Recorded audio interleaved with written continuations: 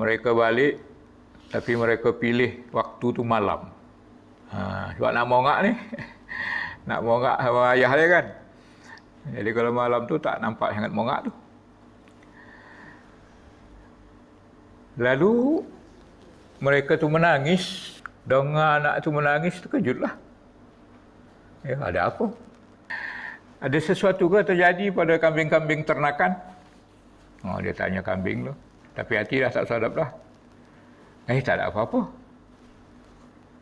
Yusuf mana? Direct tanya Yusuf. Sebab dari awal lagi memang dah dia ragu kan nak membiarkan anaknya membawa Yusuf tu. Mereka kata, inilah ayat ni lah. Qalu ya abana inna zahabna nastabiq. Wahai ayah kami, sungguh kami pergi berlumba. Nastabiq ni sabaqah lah, mendahului. Musabaqah, saling mendahului lah. Jadi kalau nastabiq, kami berlumba. Cuma ahli-ahli tafsir ada yang kata berlumba ni berlumba lari. Ya? Ada kata berlumba tepat memanah. Apa nama itu? Tempat sasaran panah tu, yang bulat tu. Dia orang panah mana yang lebih tepat. Atau memanah mana yang paling jauh. Ibnu Katsir kata natarama, kami saling memanah. Maknanya buat latihan memanah.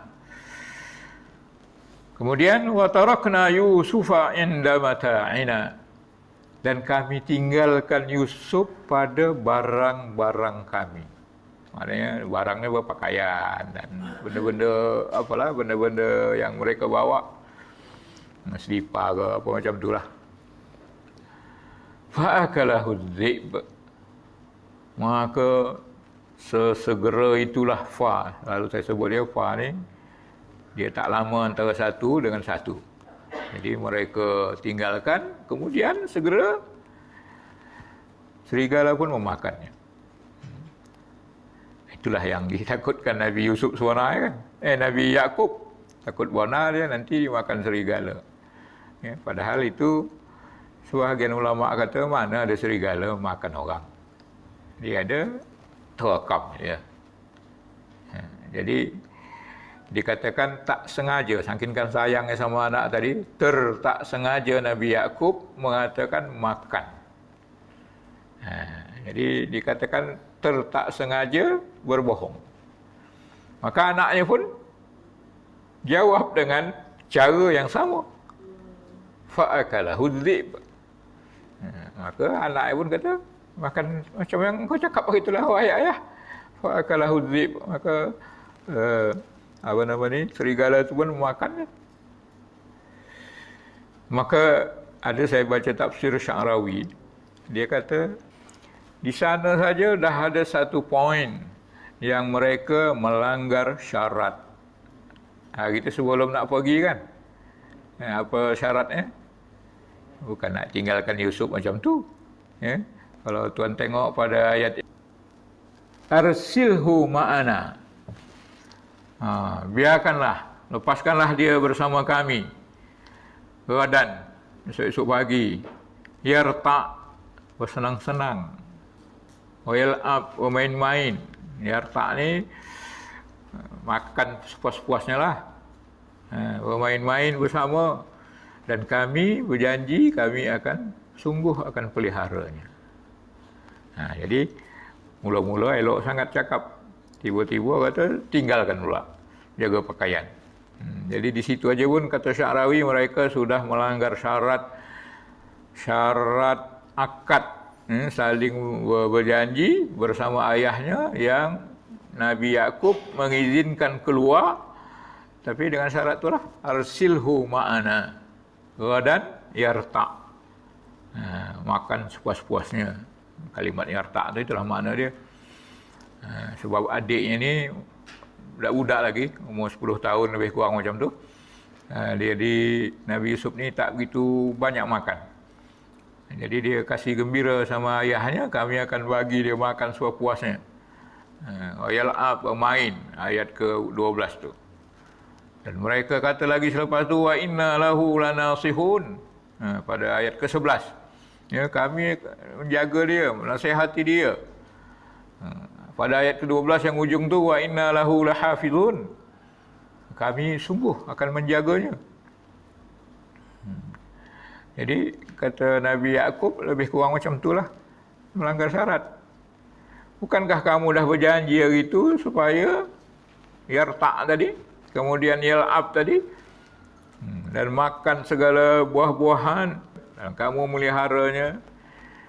Kan itu lu janji. Jadi kenapa pula kamu biarkan dia jaga pakaian kamu? Inilah dusta yang pertama. Menyalahi perjanjian.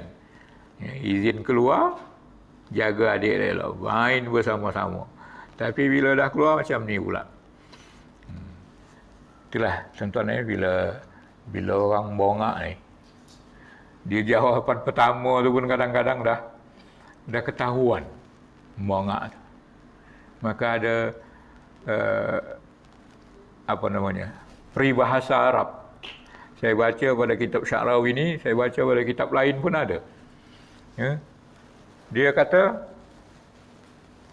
orang yang ragu-ragu ni, orang yang dicurigai ni, dia hampir-hampir dia mengatakan, tangkaplah aku. Menyerah sebenarnya. Tapi dia helah sana, helah, belok sana, belok sini punya cerita. Tapi cakap dia tu sendiri kadang-kadang berlawanan. Jadi al-murid kada ayakul khuzuhuni. Itu bahasa Arabnya lah. Orang yang berbohong-bohong ni, orang yang ragu-ragu dalam bercakap ni, dia hampir-hampir dia nak kata, ambillah aku ni, tangkaplah aku ni. Kalau dia mencuri lah kan. Kalau dituhmah dia mencuri, dia akan kata tidak. Tapi perkataan itu akan bohong-bohong, seakan-akan mengakui cakap itu. Dia mengakui dia berbohong.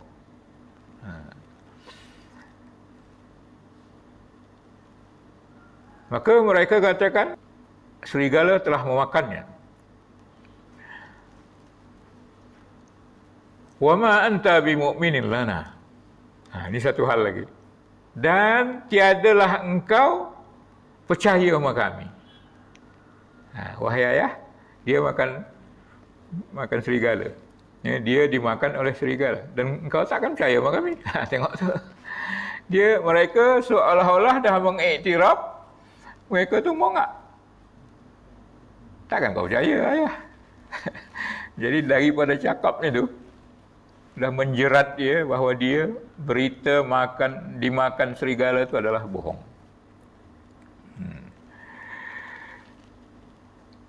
Tambah lagi ujung pula, walau kunna shadiqin, walaupun kami benar. Ini mengelabui, melindungi cakap dia dusta tadi, walaupun kami benar. Apalagi ayah memang sentiasa tak percaya sama kami. Kalaupun kami benar, ayah tak percaya. Apalagi sekarang ni kami bohong. Lagilah tak percaya kan? Macam tu kesimpulan ayat tu. Jadi ujung ayat tu dikatakan walau kunna shadiqin, sekalipun kami benar.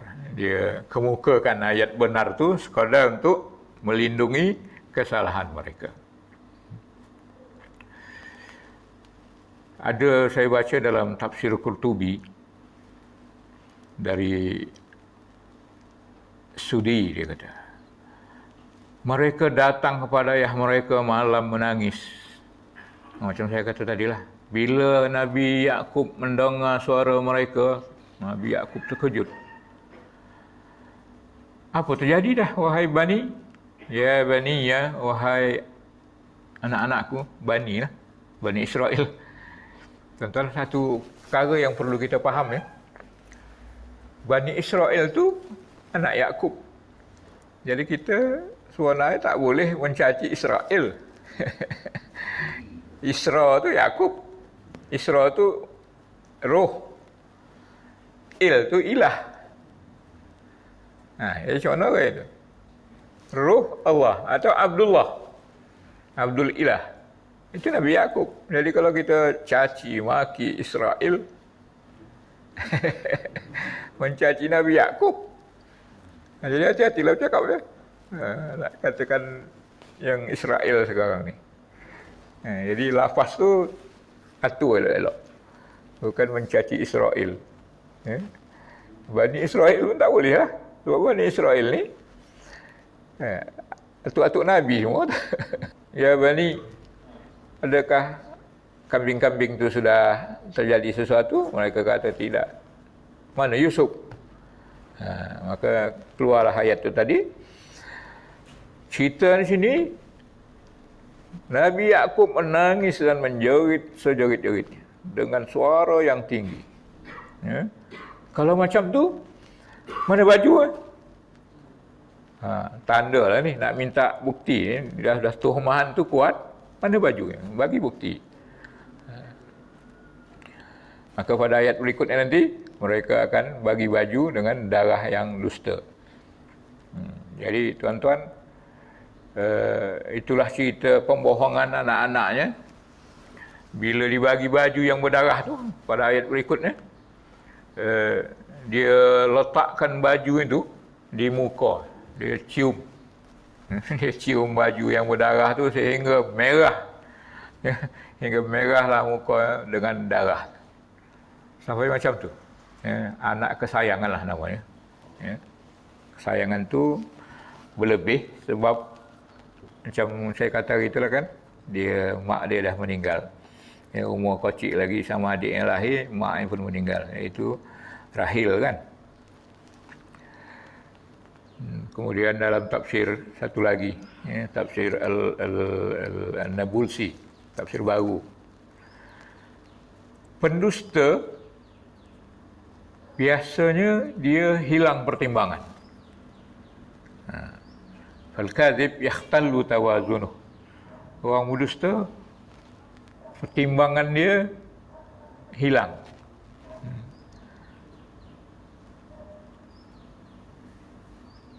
Itulah dengan perkataan wa ma anta bimu'minin lana tadilah. Jadi mereka menyedari bahawa ayah mereka tak percaya. Mereka faham tu. Maka dia katakanlah ayat wa ma anta bimu'minin lana, engkau tak percaya sama kami. Itulah kenapa?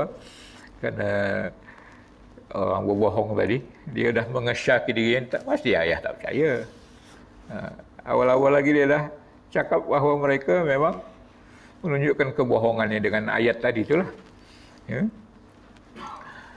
Tuan-tuan, dalam tafsir Qurtubi sebenarnya panjang lagi cerita ni. Bila ditanya macam tu, mana mungkin dia tengok pakaian tu tak kuyak. Jadi heran Nabi Yakub. Macam mana boleh pakaian anak yang dimakan serigala, pakaian tak koyak, berdarah-darah tapi pakaian tak koyak. Memang bijak pun lah serigala ni. Atau riwayat yang lain kata, memang penyayang lah serigala. Dibuka elok-elok utang baju tu. Lepas tu baru dia makan daging. Sehingga Nabi Yakub, ya tak usahkan Nabi Yakub, dia orang biasa pun tak akan percaya kalau macam tu. Dah tu dia kata, kamu ni tak betul cerita kamu ni. Taib, mana pakaian, mana bekas-bekas apanya? Tulang belulangnya, kalau dia makan pun tentu ada tulang-tulangnya tinggal. Mana bukti dia? Sampai macam tu. Dia tuhmah anaknya ni, mana bukti? Dia sentiasa minta bukti. Kemudian di antara kejadian tu lagi, mereka bincang. Cakap sama ayah. Dibunuh pencuri. Jadi katanya lagi, dia dengar bisikan orang tu. Kalau dia dibunuh pencuri, takkan bajunya tinggal. Pencuri ni bukan nak bunuh tu sebenarnya. Yang nak dibunuh pakaian ni lah. Dia nak curi baju lah. Takkan curi bunuh macam tu aja, tak mungkin. Satu lagi apa namanya? Kegagalan mereka nak membuktikan kebenaran mereka. Jadi akhirnya kalau makan serigala, mana bukti dia? Baju okey, tulang-tulang dia yang lebih-lebihan makanan tu mana? Lalu mereka berbincang lagi tuan-tuan dalam apa tu? Dalam tafsir tu dikatakan dia bincang, jom kita pergi lagi, ambil Yusuf kita bunuh, lepas tu kita korat-korat. Sampai macam tu. Ya, dia punya dahsyat cerita tu. Ya, Bani Israel ni macam tu lah. Ya, dia bunuh-membunuh ni perkara biasa sama adik ni benda macam tu. Kita kerat-kerat adik tu, Yusuf tu, lepas tu tulang-tulangnya tu kita bagi sama ayah. Dua ayah minta macam tu kan. Adalah seorang anak yang ketiga, nama dia Yahuza. Ini daripada Yahudi tu, Yahuza tu lah. Yahuza kata, kalaulah kamu buat macam tu aku tak percaya. Aku akan melawan kamu. Tak sependapat sama kamu. Ya, dia tak sampai hati tengok adik nak dicincang-cincang. Kemudian dia bincang lagi, kalau gitu jom kita tangkap serigala. Pergilah orang tu lagi, dia tangkap serigala, dia ikat, kemudian panggil ayah. Ayah, inilah serigala yang makan tu. Macam tu pula cerita dia. Lalu Nabi Yaqub pun ambil serigala tu. Berlemah lembut sama serigala tu. Bercakap sama serigala tu. Dekat sama serigala tu sehingga pipi serigala tu dengan pipi Nabi Yaqub bersentuhan. Lalu Nabi Yaqub menangis. Wahai serigala, kenapalah engkau ambil anakku, membunuh anakku, sehingga aku ni berterusan dalam kesedihan. Lalu dia berdoa, ya Allah, pandaikan serigala ni bercakap. Maka serigala bercakap. Ya. Tak ada, aku seorang datang kemari ni, aku serigala asing dari tempat lain. Datang kemari ni, nak cari adik aku hilang. Konon pula cerita macam tu. Dan, wahai Yaqub, kami serigala-serigala tidak akan makan daging Nabi, dia kata. Sampai macam tu serigala tu cakap. Jadi aku ni tadi ditangkap oleh anak-anak engkau. Bukan, tak ada aku makan apa-apa. Aku cari saudara aku hilang. Jadi macam itulah tuan-tuan, pembuktian yang dibuat oleh saudara-saudara itu yang kesemuanya adalah bohong. Dan berlawanan. Mula-mula tadi makan serigala, tengok bukti, baju elok. Mana dia katakan mencuri pula. Jadi berlawanan antara satu dengan yang lain cakap. Itulah Imam Sya'rawi kata, "Lau kunta kadziban fakun zakuran." Kalau engkau pendusta, kalau betul-betul nak bohong, jadilah engkau mengingat. Jangan jadi pelupa. Jadi kalau orang nak bohong, dia selalunya dia lupa apa dia cakap mula-mula dan akan bertentangan dengan cakap yang seterusnya. Jadi itu satu faedah lah supaya mentuhmah orang yang berbohong tu, perhatikan cakap dia. Cakap dia tak akan sama. Dalam ayat ini tadi, kami berlumba tadi kan. Berlumba ni sebenarnya disyariatkan. So ada dalam Quran kan. Dan tidak disalahkan kalau dia berlumba tu. Berlumba memanah ke, lumba lari ke. Jadi boleh aja. Selama dia tidak melanggar syarat. Apa syarat berlumba ni? Tidak ada hadiah yang saling diperebutkan sehingga merugikan satu pihak kalau tak dapat. Itu adalah haram. Ya, sebab Nabi SAW berlumba kan nama Aisyah. Kalau tuan-tuan pergi ke Mekah, ke Madinah tu, kalau tuan-tuan nginap di hotel Movenpick, hadap kiblat tu lah, hadap kiblat, terus ke ujung sana, jalan yang satu lagi yang besar tu, di situ Rasulullah SAW berlari sama Aisyah. Satu ketika Rasulullah melumbai Aisyah, kemudian Aisyah pun radhiyallahu anha lumpur pintas Rasul sallallahu alaihi wasallam. Ya, berlumpur pagi-pagi. Aisyah radhiyallahu anha menang.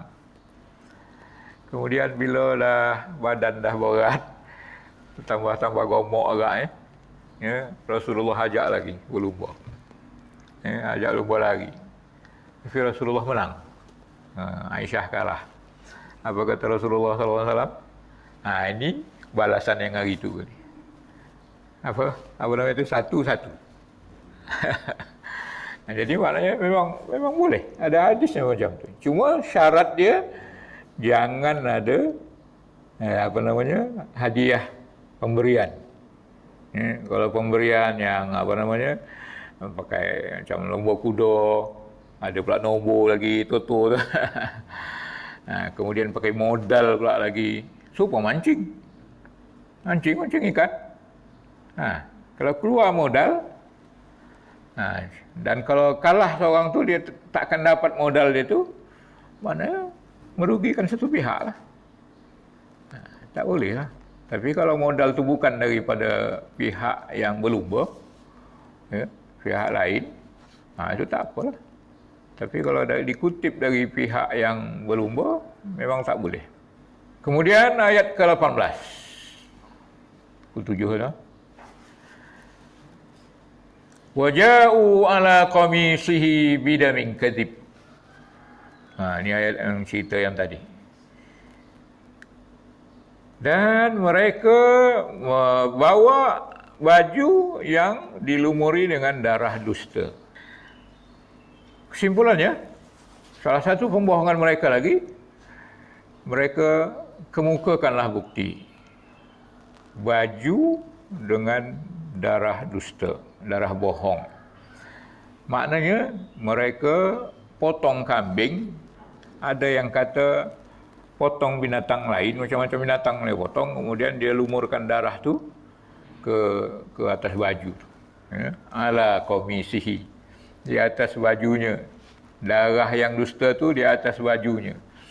Itu menunjukkan pembohongan lagi. Sebenarnya, kalaulah dimakan anjing, dimakan serigala, maka darah tu bukan dari atas kan. Darah tu memancut dari bawah lah.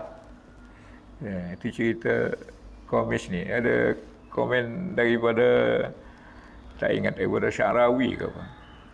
Cerita baju ni, ada beberapa ayat surah Yusuf ni. Baju dia tu, yang pertama disebut baju ni lah. Ya. Disebut baju dia dibawa berdarah-darah dengan darah dusta. Yang kedua nanti, pada ayat yang berapa tu? Yang ke-25. Kalau tuan tengok, ada juga cerita baju itu. Ya. Iaitu ketika Nabi Yusuf digoda oleh perempuan tu kan. Dia berlari kan. Apa jadinya? Di depan pintu. Tarik baju koyak dari belakang. Baju juga, komis juga. Kemudian pada ujung ayat, ayat yang ke berapa dia? Ujung lah, dah nak ujung. Yang menceritakan bahawa Nabi Yusuf suruh bawa baju dia. Jadi katakan baju yang koyak yang ditarik perempuan tu. Bagi sama adiknya, bawa baju ke ni, kasihkan ke muka ayah. Biar dia nanti balik lagi melihat. Baju juga. Jadi ada 3 baju, cerita baju situ. Baju tu berlain-lainan pula. Mungkin yang kedua, ketiga tu baju yang sama. Tapi ada yang kata tidak, baju lain. Baju yang dipakai hari-hari oleh Nabi Yusuf, suruh bawa balik ke ayah. Bila dia dah nampak, dah mengakui saudara kan, ketika minta makanan ke Mesir kan, bawa baju ni. Akan baliklah penglihatan Nabi Yakub. Sabitkan dengan ni pula, diriwayatkan, semasa Muawiyah nak menuntut darah Osman radhiyallahu an, dia bawa baju Osman, baju bahawa Muawiyah nak menuntut supaya dia yang jadi pemimpin, bukan Ali. Maka dikatakan dalam cerita tu bahawa Muawiyah bawa komis Osman menuntut bela supaya Ali tidak jadi khalifah. Itu cerita dia. Saya pun baca macam tu aja. Jadi ada juga cerita komis tadi. Jadi di kalangan sebahagian ulama bahawa komis ni sebagai apa? Baju ni sebagai lambang. Lambang untuk menuntut bela. Qala bal sawwalat lakum anfusukum amra. Nabi Yaqub pun tengoklah macam tu, pembohongan demi pembohongan. Nabi Yaqub kata, bal, bahkan sebenarnya, tengok daripada jalan cerita kamu ni, sebenarnya sawwalat lakum anfusukum amra. Perkara ni sebenarnya kamu hiasi. Sawwalat, kamu hiasi perkara ni. Hati kamu yang hiasi, hati kamu yang anggap mudah. Kamu reka-reka cerita ni sebenarnya. Bukan, ini cerita ni tak betul. Ya. Yang sebenarnya kamu yang ambil jalan pintas, lepas tu kamu reka-reka cerita. Tengok tu Nabi Yusuf, Nabi Yaqub tuan-tuan. Bila dia tahu pembohongan tu, dia firasat dia, maka hati-hati dengan firasat orang mukmin. Ada hadis kata firasat, hati-hatilah dengan firasat orang mukmin, kerana dia melihat dengan nurullah, dengan nur Allah Subhanahu wa taala. Jadi kalau kita nak jadi orang baik, firasat kita baik, jadilah mukmin yang sebenar. Maknanya apa? Firasat kita tu, perasan kita tu akan tepat. Ini yang kadang-kadang payah kan. Termasuklah Nabi Yaqub ni, firasat dia tu betul. Dan dia faham cerita bahawa pada ayat-ayat sebelum ni, Nabi Yusuf, ada ayat tu cerita bahawa dia telah dipilih oleh Allah Subhanahu wa taala. Kami telah pilih dia. Bila kalimat pilih tu, ya, maka itu dah menunjukkan bahawa dia akan menjadi rasul. Ini belum lagi jadi rasul, dah terjadi kata makan serigala, maknanya bohong. Tak betul cerita tu. Jadi maka Nabi Yaqub kata, kamu dah buat cerita lah ni. Kamu dah buat cerita. Sawwalat lakum anfusukum amra. Lalu apa dia kata? Fasabrun jamil. Maka sepatutnya ada kalimat lain sebenarnya tu. Fasabri sabrun jamil. Maka kesabaran aku, tindakan aku adalah sabar yang cantik. Tengok tu, cara mendidik, ya, cara mendidik anak. Padahal dia boleh cakap apa saja, ya. Padahal dia boleh mengamuk sama anak-anak, mencaci macam-macam. Tapi Nabi Yaqub tidak macam tu. Kamu ni reka-reka cerita ni, apa boleh buat? Sabarlah. Tindakan aku, sabar. Sabar yang macam mana? Sabar yang cantik, sabar yang indah. Dia tak cakap macam-macam tuhmahan. Ini satu apa? Suatu perkara bagi mak dan bapak lah. Maksud saya sendirilah. Bila dah nampak anak tu bersalah, kita jangan emosi. Itu tindakan kita tak boleh emosi. Sehingga kesalahan tu terus diungkit. Asal salah aja anak besok, inilah timbulkan cerita-cerita lama lagi. Sehingga betul pun anak tu kadang-kadang dia anggap salah, curiga aja. Tengok Nabi Yusuf. Sekali tu je dia cakap, kamu ni buat cerita nampak ni. Diri kamu, jiwa-jiwa kamu ni semua mereka-reka cerita. Sawwalat. memperindah cerita. Jadi dia tak ada cakap banyak. Dia tak hukum anaknya, tak pukul anaknya. Tapi apa yang terjadi? Fasabrun jamil. Maka sabarlah dengan sabar yang indah. Jadi tuan-tuan, kita pun macam tu lah. Sabar kita mesti sabar yang betul-betul sabar. Apa sabar yang indah? Ada ulama kata sabar yang indah ni adalah apa? Sabar yang tak ada mengadu sama orang. Sebab kalau mengadu sama orang, kita telah mengadukan Allah Ta'ala pada orang. Kita mengumpat Allah Subhanahu Wa Ta'ala. Kerana kita orang tak baik lah. Perkara yang Allah buat kepada kita, takdir yang dibuat kepada kita, kita laporkan semua orang. Walaupun sama mukmin, orang kafir lagilah tak boleh. Orang kafir memang digolakkan kita. Gembiralah mereka. Syamatatil a'da istilah dia. Orang kafir, orang musuh-musuh akan gembira dengan cerita kita, dengan musibah yang kita timpa. Itu salah satu doa yang apa? Doa yang selalu kita baca kan. Syamatatil a'da. Ya Allah, lindungilah kami daripada syamatatil a'da, darkus syaqa. Ditimpa oleh kecelakaan, su'il apa lagi tu, dan su'il qada. Kita berlindung dengan su'il qada, qada yang buruk, yang susah kita nak tahan, dan di antaranya syamatatil a'da.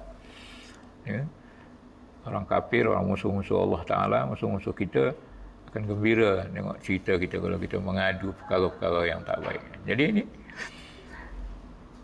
tak boleh kita mengadu. Itu dikatakan sabrun jamil.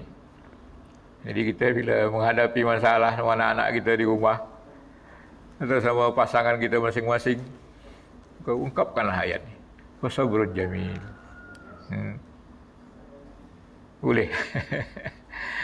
Apa lagi yang perlu kita buat? Tak ada lain dah, sabrun jamil. Lepas tu, doalah. Bukan tak boleh berusahalah.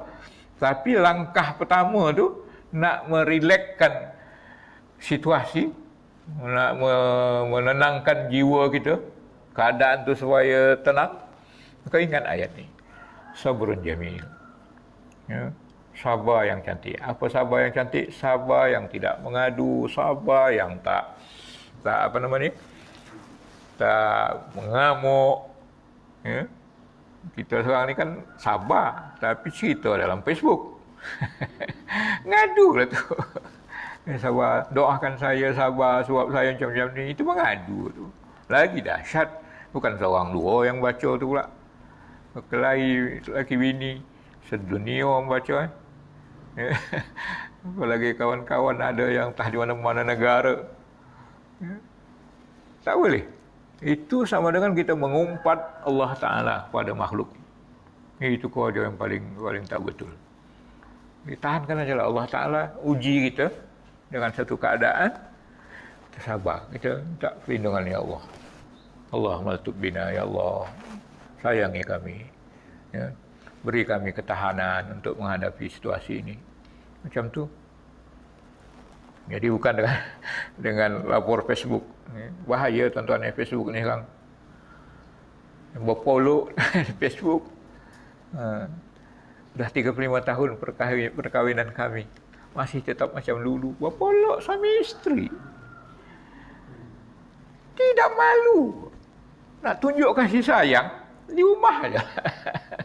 Orang yang mempamerkan kasih sayang berpolok di Facebook ni, orang yang tak mesra sebenarnya dalam rumah. Jadi tuan-tuan, hati-hati ya. Anak kita mungkin tidaklah dah tua-tua ni kan, tapi anak-anak. Tapi ada juga yang tua. Elok berpolok. Gambar berpolok di mana-mana masuk dalam Facebook. Oh, berbulu podalku kata orang Medan. Sabrun jamil tu kata Nabulsi, yang tidak diiringi pengaduan kepada makhluk. Sebab perkara ni aib. Malu kita kalau kita mengadukan apa yang dibuat oleh Allah Ta'ala pada kita. Aib sekali. Sebab Allah Ta'ala tu sifatnya apa? Rahim. Maha penyayang. Kita umpatkan kepada manusia yang tidak maha penyayang. Dan kadang-kadang pula resiko dia lagi, akibat tu, daripada kita ngadu ni, dia pun ikut sedih pula. Membuat orang lain sedih pula. Apa guna? Ya? Jadi perkara tu memang tak betul lah. Jadi sebagaimana dikatakan dalam ayat itu, innama ashku basi wa huzni ilallah. Sepatutnya macam tu. Innama ashku basi wa huzni, keadaanku ni hanya aku adukan, dan kesedihan aku ni hanya aku adukan kepada Allah Subhanahu wa taala. Itu yang sebetulnya ya, dalam surah Yusuf 86. Jadi tuan-tuan, kalau macam tu kejadiannya, berlindunglah kita. Ya, berlindunglah kita daripada macam tadi lah, ya, supaya jangan Allah berikan kita bala yang besar, supaya jangan kita dijatuhi perkara-perkara yang mencelakakan kita. Ya, fasabrun jamil. Maka ayat apa dia, ayat hiburan dia nak relax tu. Ya, setengah ahli tafsir kata istirkha. Bila dia kata fasabrun jamil tu istirkha. Istirkha ni apa? Relax. Nak menenangkan keadaan. Jadi fasabrun jamil. Kita pun buatlah ya. Sabrun jamil. Kalau ada kawan-kawan kita sedang marah-marah, sabrun jamil. Tapi yalah yang ikut-ikut majlis pengajian Nabi Yusuf ni lah. Kalau tidak, tak tahu lah apa. Jamil mana pula aku kan jamil kan. Jadi kalau sedang marah sama anak, tahan. Sabrun jamil. Jangan diulang-ulangi kesalahan yang sama pada bila-bila masa. Sehingga dah bosan dia pun, kau ni macam ni lah, apa ngai kau dia kocik. Jadi boleh menambahkan, ya, boleh menambah keruh keadaan. Macam Nabi Yakub ni, kalau dia buat macam-macam, apa yang terjadi? Saudara-saudara Nabi Yusuf ni akan tambah benci kepada Nabi Yusuf. Ya? Dan jarak antara anak dengan ayah ni makin jauh. Sudahlah yang terjadi ni terjadilah. Tapi bila ditambah lagi dengan macam-macam sungutan dan sebagainya, makin renggang, makin jauh. Ya, akhirnya anak pun makin derhaka lah. Ayat yang terakhir, wallahul musta'an ala ma tasifun. Dan kepada Allah jugalah minta tolong. Iyyaka na'budu wa iyyaka nasta'in. Hanya kepada Allah lah minta tolong. Itu makna dia, wallahul musta'an. Dan Allah lah tempat kita minta tolong. Ala ma tasifun, atas apa yang kamu kojokan semua ni. Jadi tuan-tuan, kesimpulan cerita tu, kembalikan kepada Allah Subhanahu wa taala. Berdoa banyak-banyak supaya keadaan tu menjadi baik, ada hikmahnya, kerana itu qada Allah Subhanahu wa taala. Kita berdoalah kepada Allah Subhanahu wa taala. Jangan macam-macam perkara dibangkitkan dengan marah, dengan menumbuk, ya, kelahi suami isteri, pinggan pecah, pinggan terobang dan sebagainya. Ya, kena sihatkan diri kita dengan ayat ini lah. Fasabrun jamil, wallahul musta'an